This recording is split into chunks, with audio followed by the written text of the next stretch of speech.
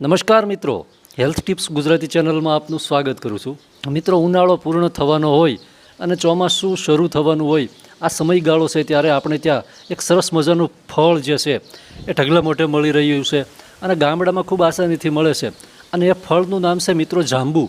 જાંબુ એક અક્ષીર અને ચમત્કારિક ઔષધિનું કામ કરે છે. મિત્રો, જાંબુ એક ચમત્કારિક ફળ છે, પરંતુ જાંબુ ખાવાથી કયા કયા રોગોમાં જબરજસ્ત ફાયદો થાય, તેમજ જાંબુ છે એ કોણે ન ખાવું જોઈએ, અથવા જાંબુ ખાધા પછી કઈ કઈ વસ્તુનું સેવન ન કરવું જોઈએ, અથવા જાંબુ છે એકસાથે કેટલી માત્રામાં ખાવા જોઈએ, આવી મિત્રો 2-3 મિનિટની ખૂબ મહત્ત્વની વાત છે. ધ્યાનથી સાંભળજો. જાંબુ, હવે આ જે ફળ છે આની અંદર અનેક પ્રકારના વિટામિન્સ, મિનરલ્સ અને પોષક તત્વો છે સમાયેલા છે, પરંતુ આ જાંબુની અંદર વિટામિન એ અને વિટામિન સી ભરપૂર માત્રામાં સમાયેલું છે. તેમજ એની અંદર પોટેશિયમ અને આયર્ન જેવા મહત્ત્વના પોષક તત્વો મહદઅંશે સમાયેલા છે. એટલે જાંબુથી શું ફાયદો થાય? પહેલાં તો જાંબુની અંદર ફાઇબર પણ સમાયેલું છે, જેનાથી એક ફાયદો એ થશે કે જે લોકોના શરીરનું વજન છે એ વધારે હોય ને, તો આ વજન ઘટાડવામાં મદદરૂપ સાબિત થશે. કેમ કે જાંબુની અંદર ફાઇબર હોવાથી જાંબુ ખાવાથી લાંબા સમય સુધી ભૂખ લાગતી નથી. એટલે એ રીતે જાંબુ છે ચરબી ઓછી કરવામાં ખૂબ ફાયદો કરશે. સાથે સાથે જાંબુની અંદર આયર્ન પણ સમાયેલું છે, જે બ્લડને લગતી સમસ્યામાં ખૂબ જ સારું એવું કામ આપે છે. એટલે કે બ્લડ પ્યુરિફાયરનું કામ કરે છે, લોહીની સફાઈ થાય છે, અને જેને કારણે શું થાય કે સ્કિનની નાની મોટી સમસ્યાઓ હોય તો દૂર થઈ શકે છે, વાળની સમસ્યાઓ દૂર થઈ શકે છે. એટલે અને એક સૌથી મહત્ત્વનું કે જે લોકોને હિમોગ્લોબિનને લગતી સમસ્યા રહેતી હોય, હિમોગ્લોબિનના ઉણપને લગતી સમસ્યા રહેતી હોય, આયર્નને કારણે, આયર્નની ડેફિશિયન્સીને કારણે એનિમિયા જેવી સમસ્યા રહેતી હોય તો પણ જાંબુથી ફાયદો થઈ શકે છે, ઘણો ફાયદો થઈ શકે છે.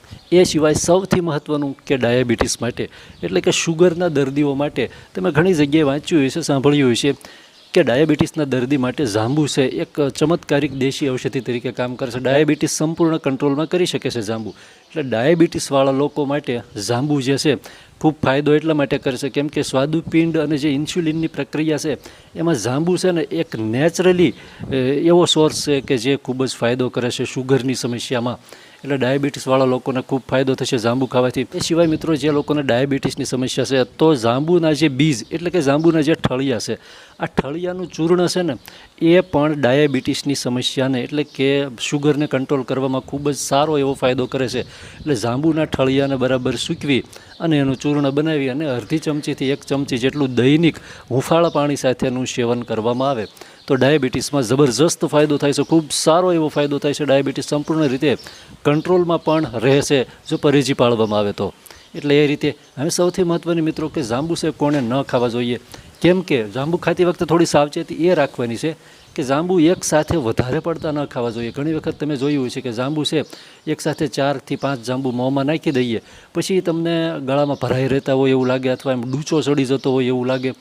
એટલે એ રીતે એકસાથે એક તો જાંબુ ન ખાવા જોઈએ. બીજું સૌથી મહત્ત્વનું કે જાંબુ છે ને એ થોડા જો વધારે માત્રામાં ખાઈ લીધા હોય તો શરીરમાં વાયુ પ્રકૃતિ છે, શરીરમાં વાયુ દોષ થાય છે, જેને કારણે પેટમાં અપચો, આફરો અથવા પેટમાં ગરબડ પણ થઈ શકે છે.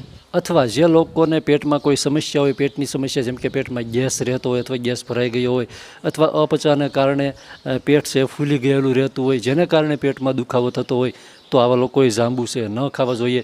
શરીરમાં વાયુ દોષ વધારે હોય તો પણ જાંબુ છે એ બને ત્યાં સુધી સાવ ઓછા જ ખાવા જોઈએ, ખાલી ટેસ્ટ કરવા પૂરતા ખાવા જોઈએ. એ સિવાય મિત્રો સૌથી મહત્ત્વનું કે જાંબુ છે કેટલા ખાવા જોઈએ, તો લગભગ જાંબુ છે એ દૈનિક રીતે જોવા જઈએ તો 100 થી 200 ગ્રામ જેટલા જ ખાવા જોઈએ, વધારેમાં વધારે 250 ગ્રામ જેટલા.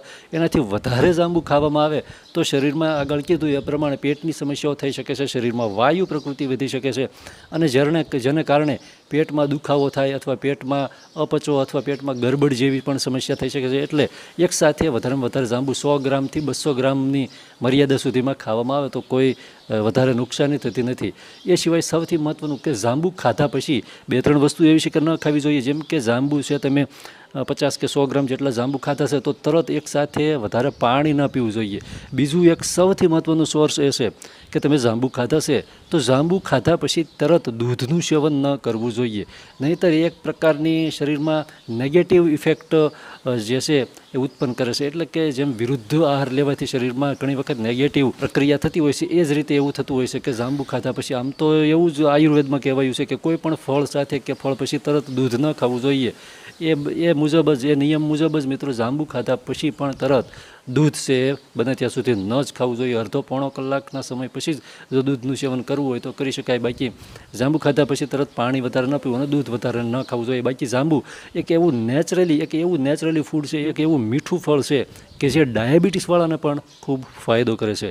ખૂબ ખૂબ આભાર. જય માતાજી.